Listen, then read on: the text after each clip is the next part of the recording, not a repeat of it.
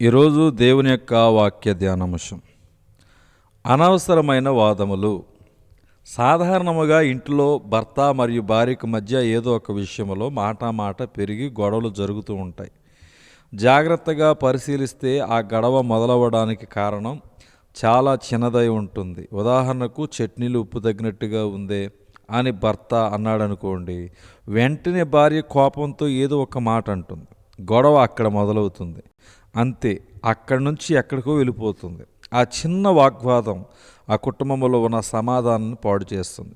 సాతాను మన ఇంటిలో లేదా మనము నివసిస్తున్న స్థలములో, ఉద్యోగములో లేదా వ్యాపారములో లేదా సేవ చేసే చోట అనవసరమైన వాదములను పుట్టించే వారిని ముందుకు తీసుకుని వచ్చుట ద్వారానే మనము కలిగి ఉన్న సమాధానాన్ని, మనశ్శాంతిని పాడు చేయడానికి ప్రయత్నిస్తాడు. వాళ్ళు ఏదో ఒక మాట అంటారు, మనం తట్టుకోలేక తిరిగి మరొక మాట అంటాం.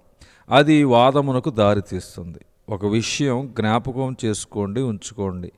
ఎప్పుడైనా ఒక మూర్ఖుడు వాదిస్తున్నప్పుడు వానితో ఎవరైతే తిరిగి వాదిస్తారో వారు కూడా మూర్ఖునితో సమానమే. మూర్ఖునితో వాదించువాడు కూడా మూర్ఖుడే. మనము మూర్ఖులం కాదు అంటే అనవసరమైన వాదముల జోలికి వెళ్ళకూడదు. ఒక వేటగాడు అడవిలో నుంచి ఒక కోతిని తెచ్చుకొని పెంచుకుంటున్నాడు. చక్కని ఆహారం పెడుతూ మంచిగా చూసుకుంటున్నాడు. ఆ వేటగాడు ఒకరోజు కోతిని చూసి, నేను మేపటం వ్యర్థం అని అన్నాడు. అప్పుడు ఆ కోతి ఎందుకు అన్నట్టుగా చూసింది. నేను ఇంతగా పోషిస్తున్నాను, కనీసం నేను పడుకున్నప్పుడు దోమలు నన్ను కుట్టకుండా చూడలేకపోతున్నావు. నీలాంటి దాన్ని పెంచడం వ్యర్థం అని కోతితో గొడవ పెట్టుకున్నాడు. అప్పుడు కోతికి రోషం వచ్చి, నాలాంటి దాన్ని పెంచడం వ్యర్థం అంటావా? ఈ రోజు నుంచి నీ మీద ఏ దోమ వాలుతుందో చూస్తా అని చెప్పి కంకణం కట్టుకుంది. ఆ రోజు రాత్రి ఆ వేటగాడు పడుకున్నప్పుడు అతని ముఖము మీద దోమ వాలింది. అప్పుడు ఆ కోతి తుపాకీ తీసి దోమను కాల్చగా గుండు కాస్త వేటగానికి తగిలి మరణించాడు. అవసరమంటారా? కోతితో వాదం పెట్టుకొని తన ప్రాణాన్ని కోల్పోయాడు. ఆ కోతికి ఏమైనా అయ్యిందా? ఏమీ కాలేదు.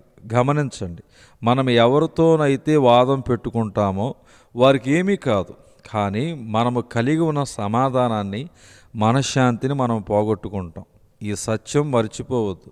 సాతాను మన జీవితంలో కొన్ని కోతులను అనగా వాదములు పుట్టించే వారిని ప్రవేశపెట్టడం ద్వారా మనము కలిగి ఉన్న నెమ్మదిని, రక్షణ, ఆనందాన్ని పోగొట్టే ప్రయత్నం చేస్తారు. జాగ్రత్త!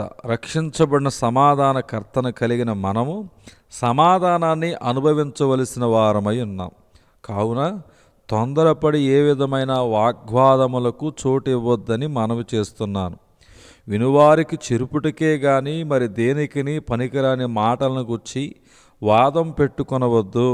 2 తిమోతి 2:14 మస్తరమును వివాదమును ఎక్కడ ఉండునో అక్కడ అల్లరియు ప్రతి నీచి కార్యమును ఉండును. యాకోబు పత్రిక 3:16 సమాధానమును, పరస్పర క్షేమాభివృద్ధిని కలగచేయు వాటిని ఆసక్తితో అనుసరింతుము. రోమాపత్రిక 14:19 సమాధానముగా ఉండుటకు దేవుడు మనలను పిలిచి ఉన్నాడు. 1 కొరింథీ పత్రిక 7:15 దేవుడి దిన వాక్య ధ్యానం దేవుడు దీవించునుగాక. ఆమేన్.